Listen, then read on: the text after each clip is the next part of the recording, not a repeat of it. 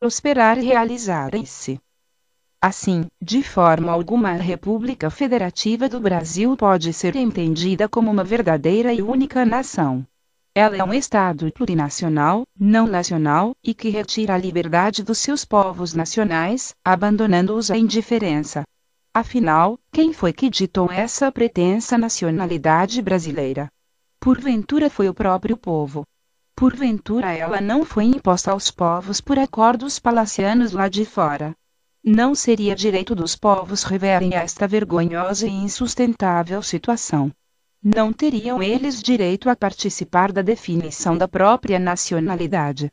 Não seria direito de cada povo constituir-se em Estado soberano. Ou devem os povos deixar de herança para suas descendências algo que, além de indigno e sem futuro, afronta os mais básicos princípios morais?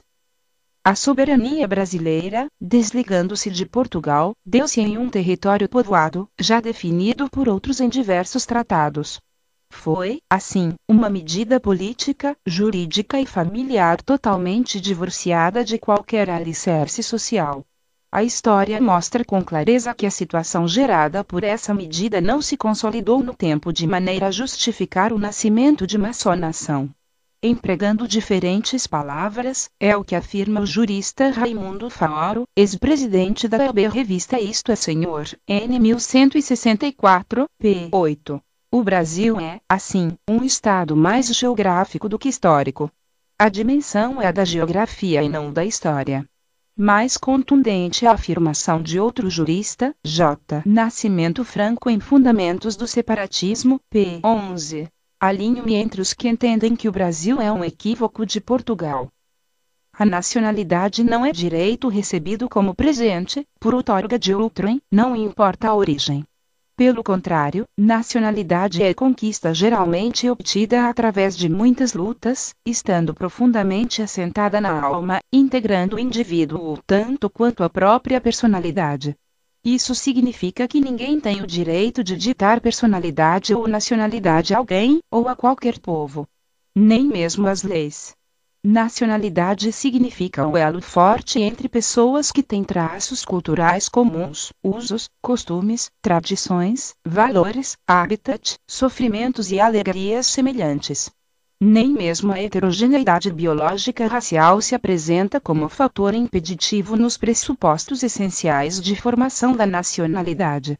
Nesse sentido, a raça sulista, por exemplo, dentre outras, deve ser entendida dentro da concepção psicossociológica e de afinidade de ordem moral. Vários sangues compõem essa raça, essa nacionalidade.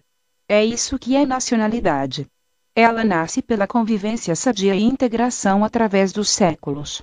E não pelas leis, constituições, tribunais e tratados políticos. Se assim não fosse, estar-se-ia roubando o direito à própria personalidade, ao individual e coletivo, à autêntica nacionalidade. As mais profundas raízes autodeterministas não assentam numa postura irracional e imotivada. Elas se ligam racionalmente aos mais legítimos interesses coletivos, sobrepondo-se à própria unidade do Estado. Acima de tudo está o convencimento de que o Estado deve servir o homem e jamais servir-se dele. Nem solapar o povo. A construção do Estado, além dos requisitos naturais que posteriormente serão abordados, deve conter a conveniência coletiva.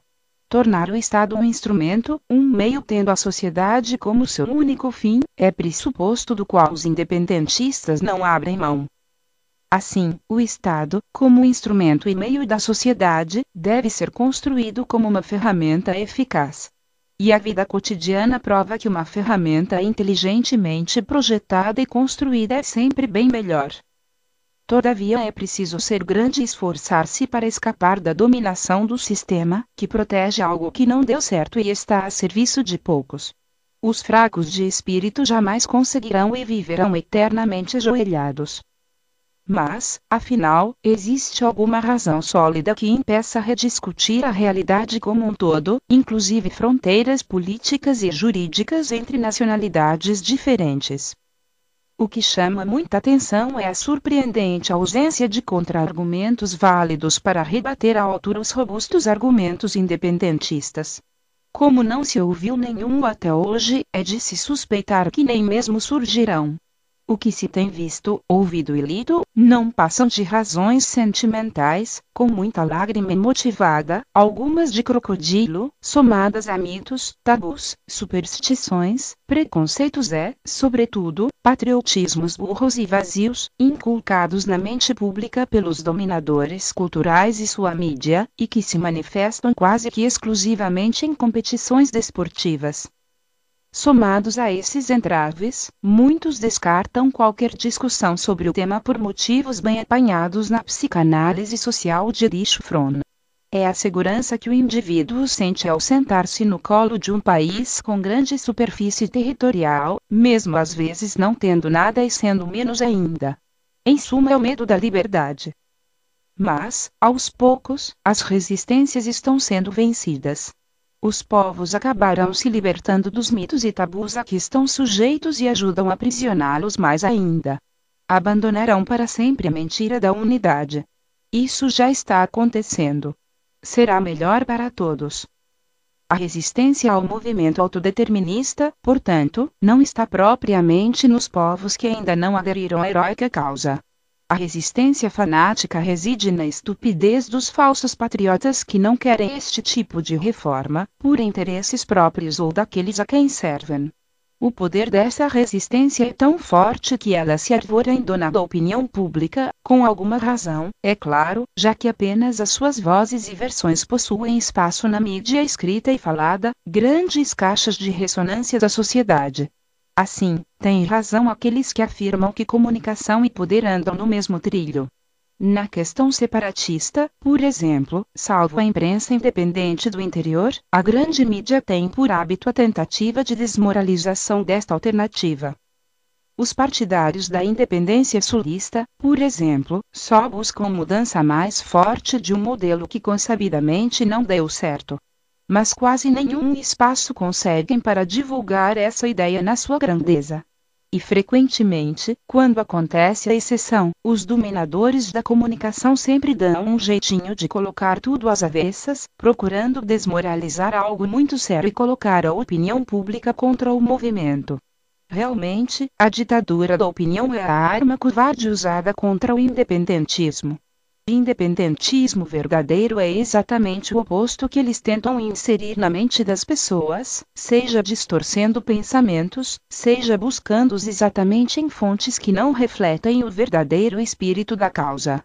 O independentismo autêntico tem berço no amor por todos os povos, reconhecendo o inalienável direito à autodeterminação.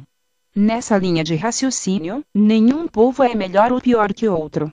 Se o Sul e as outras regiões querem separar-se e libertarem-se do jugo central, não significa nenhuma animosidade. Significa, isso sim, amor e ao mesmo tempo credibilidade que cada um terá a competência de fazer-se melhor sem interferência do outro.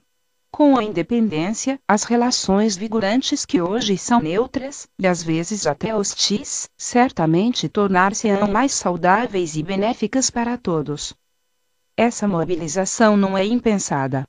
Tem fundações na ciência moderna, a partir da concepção do direito das gentes, dos direitos subjetivos públicos, do direito natural e da teoria do livre-arbítrio dos povos, inspiradora da própria Revolução Francesa, dentre outras teorias. Ao contrário do que possa parecer em uma análise superficial, a independência seria mais benéfica para as regiões mais pobres do que para as mais ricas. Desenvolve-se uma consciência, já cultivada no passado, no sentido de que a prosperidade somente será alcançada desde o momento em que pensarem, decidirem e executarem, por si mesmas, seus destinos. Todas têm potencialidades quase ilimitadas, tanto naturais quanto humanas.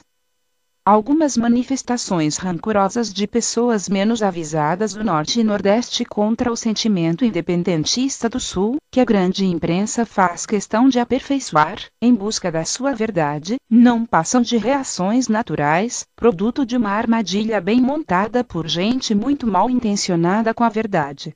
Mas o futuro próximo provará que as relações entre os diversos povos que ainda compõem o Brasil, desde o momento das suas independências, serão bem melhores.